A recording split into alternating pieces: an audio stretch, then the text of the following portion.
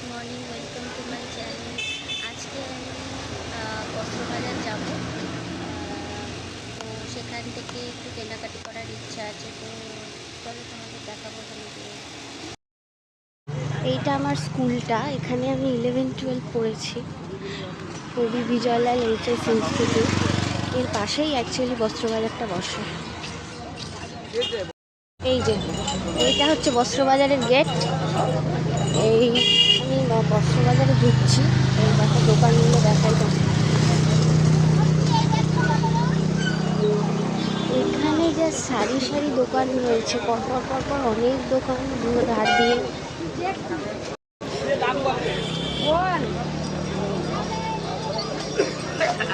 Nightie থেকে কুর্তি থেকে শুরু করে ছেলেদের জামা কাপড় থেকে শুরু করে সব তোমরা পেয়ে যাবে খুব কম দামে। তো বাজারটাই দেখাই। এই যে পুরো দুদিকে দোকান, এইদিকে দুধারে শুধু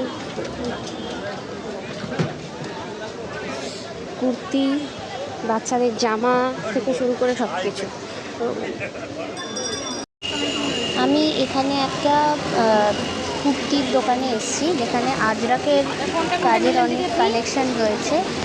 তো এখান থেকে আমি পালাজো একটা ওয়ান পিস কিনেছিলাম।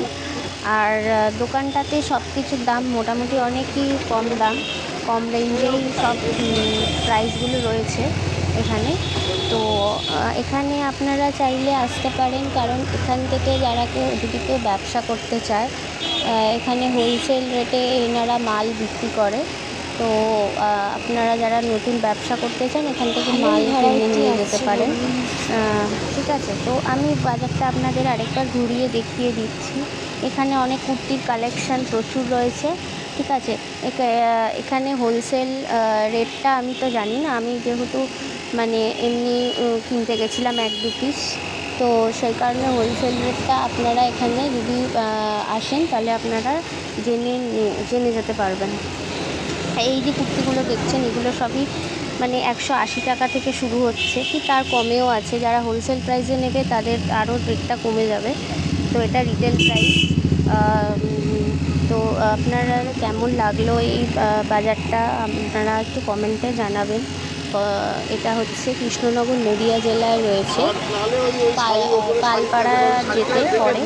ঠিক আছে, এদেরকে বস্ত্রবাজারটা ঘুরে দেখালাম। তো তোমাদের কেমন লাগলো কমেন্টে জানিও। তো আজকের মতো টাটা, আবার দেখা হবে অন্য কোনো ভিডিওতে।